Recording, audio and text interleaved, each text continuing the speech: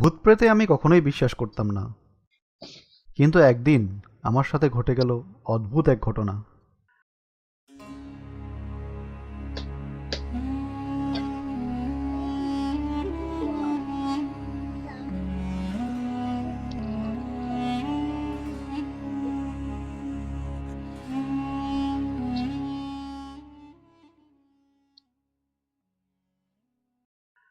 আমি একটি বেসরকারি ব্যাংকে চাকরি করি।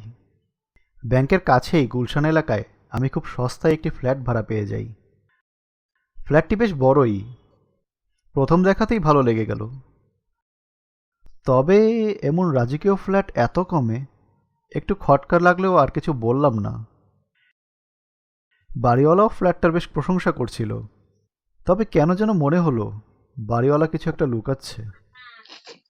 কিন্তু আমি আর দেরি করলাম না। অফিসের এত কাছে বাসা, তাও এত কমে, এই সুযোগ আর হাতছাড়া হতে দেইনি।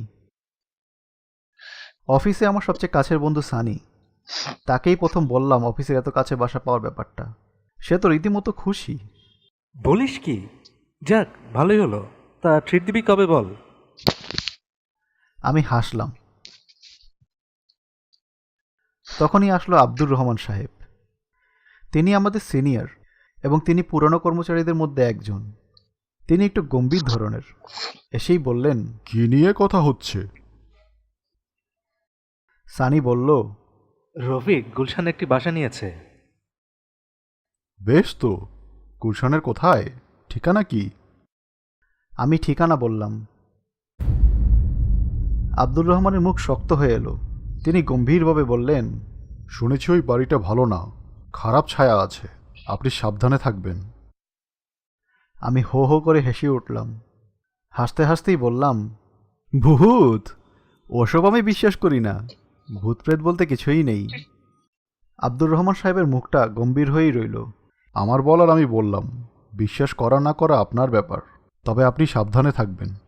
এ কথা বলেই তিনি চলে গেলেন। আমরাও যে যার কাজে চলে গেলাম। রাত প্রায় 12টা ছুঁই করছে। বাড়ির চারপাশে খুব নীরব। দূরে কোথাও কুকুরের কান্নার শব্দ শোনা যাচ্ছে। তবে কেন জানি না এই বাড়ির সামনে তারা আসছে না। আসলেও কেমন গড়গড় করতে করতে চলে যায়।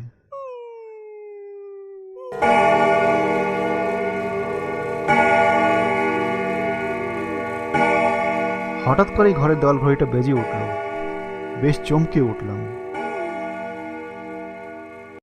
আরও একটা ব্যাপার অনুভব করলাম, যেন মনে হচ্ছে এই ফ্ল্যাটে আমি একা নই, কেউ আছে আমার সাথে, আমাকে নীরবে দেখছে। দারুণ এক অস্বস্তি নিয়ে আমি ঘুমাতে গেলাম।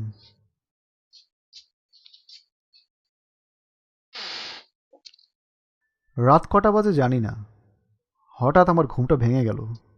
সচরাচর আমার ঘুম ভাঙে না। হঠাৎ একটা কান্নার শব্দ কানে এলো। মনে হচ্ছে কেউ যেন ফুপিয়ে ফুপিয়ে কাঁদছে।